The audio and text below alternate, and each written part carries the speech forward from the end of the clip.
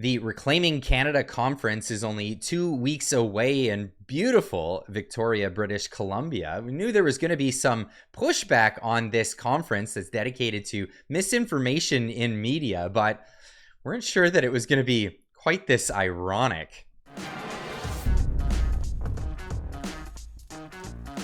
Now, the meme that comes to mind immediately is this clip from the WWE when a reporter was questioning one of the wrestlers. You're not even a real journalism. That's right. That's right. Well, let's get into some of the real journalism that's happening here in Canada. This is from Czech News. Victoria Pride Society denounces transphobic speaker scheduled at city-owned conference center. Well, what does that all mean? That's a big old word salad, making an accusatory statement right after the get-go. Now, what is this conference all about? Well, let's get into this. Now, before we get into this story, the We Unify is the organization that's put together the Reclaiming Canada conference in June 21st through 23rd in 2024. Full disclosure, I myself was invited as a speaker, so I'll be there amongst many other colleagues in the space on media, social media, and the likes. And we're talking about a myriad of issues, and it's going to be great. I'm really looking forward to it. If you're in town, I'll be up there in a panel with some great names. Zuby, myself, Marty up north, Drea Humphreys, Tamara Leach. You may recognize some of these names, and many, many others. And the main theme of the event is misinformation, disinformation in the news and media. And this is the whole idea of reclaiming Canada, because we're reclaiming Canada from a narrative that is very unrealistic to what is actually happening in Canada. But let's get into this article. A portion of the 2023 We Unify conference is pictured right here. So this is I think it's the third annual event that's taking place, and it's put on by We Unify. The conference, scheduled at the city-owned Victoria Conference Center, VCC, later this month, is causing some concern. Of course, this whole article, spoiler alert, is meant to, drum up fervor to have this event canceled.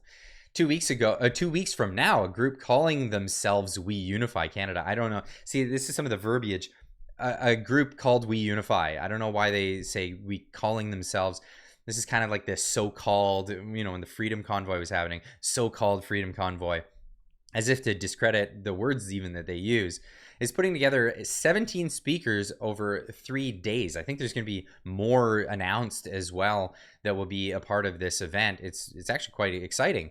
And I've been looking forward to it as long as many others have been.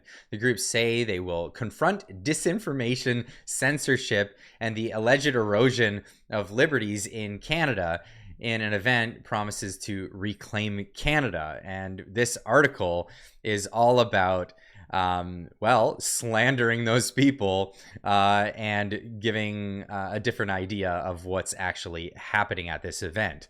Oh, the irony! It's too much! Oh, it is too much. It really is too much. So let's get into this. Some of the speakers include Tamara Leach, who is in the midst of a trial, pleading not guilty to charges of mischief, intimidation, and offenses related to counseling others to break the law during a massive protest that engulfed Ottawa's downtown streets for more than 3 weeks in 2022, of which actually this channel blew up around because of my reporting on all of the misinformation that was coming out of the news at that time. And here we are, we're still spouting a lot of the misinformation. The Freedom Convoy was deemed by a judge to be lawful.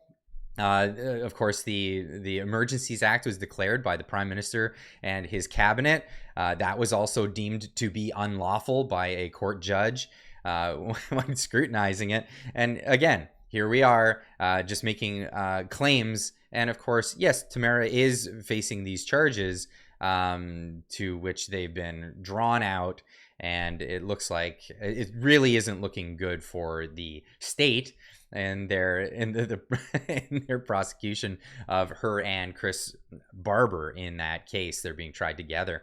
of them, most of them, got their name in hateful rhetoric, several of them extremely transphobic. I know one of them signed an open letter saying he was with J.K. Rowling on her transphobic views, says Ace Mann, president of the Victoria Pride Society. Now, journalistic standards would show that you would, give another point of view, usually devil's advocate kind of thing.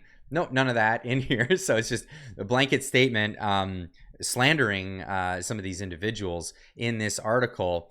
Nothing to follow up. According to the website, events are being held at the Union Club of BC and the VCC. Union Club did not book in the We Unify conference, and I can confirm this group has no events at the Union Club of BC. And we have requested them to remove our name from their website, said David Hammonds, general manager of the BC Union Club. The Union Club of BC did not answer Check's follow-up question.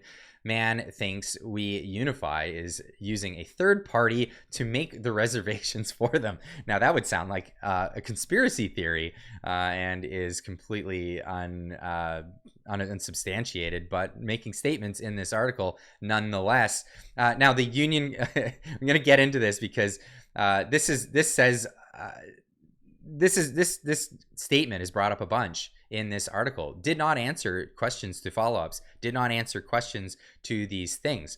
We're going to get into that because that's where things get really interesting. This means the groups are being booked under a kind of blank slate and people aren't being able to say yes or no. So that's a kind of an issue when it comes to our city, because we have 1 in 10 people in so-called Victoria identified under the rainbow umbrella. And that's fine. What does this have to do with disinformation, misinformation? Oh, you don't like the people because of things that they said in the past. Well, I mean, suck on a lemon. I mean, what can I tell you?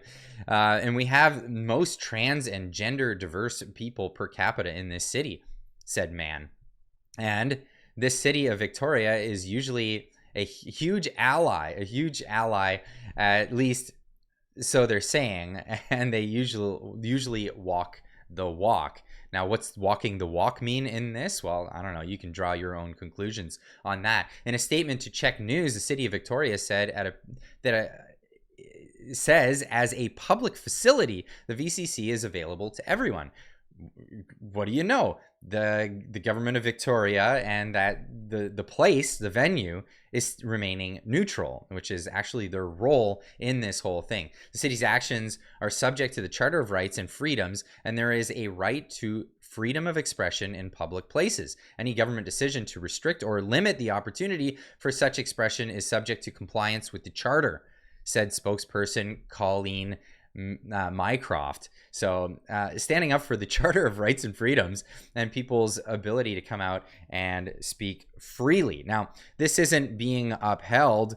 Well, I mean, this is being upheld with the city, but there's calls for having this removed. And of course, it all, if you look it up, it all stems from this Reddit, our Victoria, BC, the We Unify conference. Someone wrote the giant diatribe about what's happening, misrepresenting obviously the whole thing. But then this turned into a boycott thing. I guess it's not a boycott, but cancel the conference.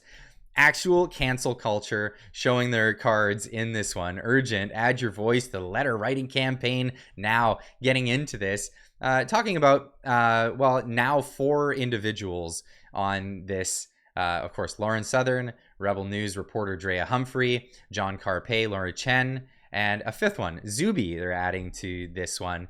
I think they mentioned 3 in the article, but go further with this one. Now, what's interesting in this article is now the article says We Unify, say they have a press release coming in the coming days.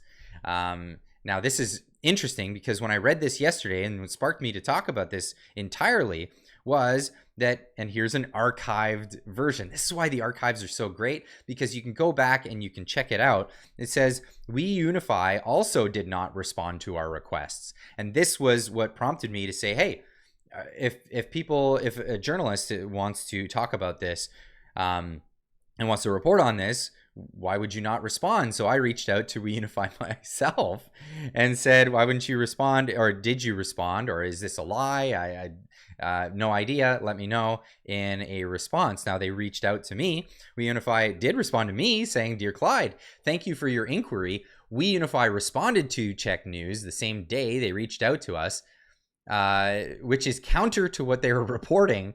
We will be releasing a press release on this in the coming days. Sincerely, We Unify Communications Team. Now, they also forwarded what the question was. The question was, hi there, has We Unify's upcoming event in Victoria been canceled? Working on a 5 p.m. deadline, please. Thanks, from the author of this article, which is Corey Sidaway, reporter for Check News. Where does she get these journalistic standards? I don't know. LinkedIn's a great place to check these things out. She's been working for Check News for about 6 years. Oh, and she interned at CBC. Gotcha. Okay, we can kind of get an idea of where things are coming from. Now, they responded to this, and as a point of interest, We Unify responded to the email from Check News in just over an hour after receiving it, before the deadline of 5 p.m. And that's from the We Unify Communications Team. So, of course, I wanted to be fair in this whole estimate here, so I reached out to Corey myself. I said, hi, Corey. My name is Clyde. I run a YouTube channel analyzing media and journalistic standards in Canada. I'm reaching out to you in regards to the article you authored titled Victoria Pride Society Denounces Transphobic Speakers Scheduled at City-Owned Conference Center. In the article, you mentioned that We Unify didn't respond to your request. I reached out to them and they claimed that they did, in fact, respond to you by the deadline you gave them. Also, the article, you singled out 3 individuals as transphobic, but you didn't give any examples of this, only the accusation from a third party, again, without example. It's mostly significant because it is what you used in your choice for titling the article. From what I understand, the event is focused on misinformation in media. Your article seems to make the reader believe it's about LGBT. I would love to hear I would love for you to address these points. I'll be doing a video about this, so please respond by 4 p.m. Pacific time on Thursday, June 6th. And I would like to say here right now that Corey Sidaway did not respond to questions on this and when requested. This is an actual statement. I don't have any correspondence from her reaching out to me again. Oh, the irony of this whole situation. But I'd love to hear what you guys have to say about this. Like, what an ironic situation that this entire event is based around the whole concept of misinformation, disinformation being perpetrated or disseminated in mainstream media. And what do we get? We get an article that's completely disinformation, riddled with tons of misinformation on the conference, gives a completely different outlook on what the conference is about, what the purpose of the conference is there for, some of the people that are there, giving third-party slanderous or libelous viewpoints on who they are. Let me know in the comments down below what you think of this whole ironic situation. And of course, we'll see you in the next one. Keep on trucking.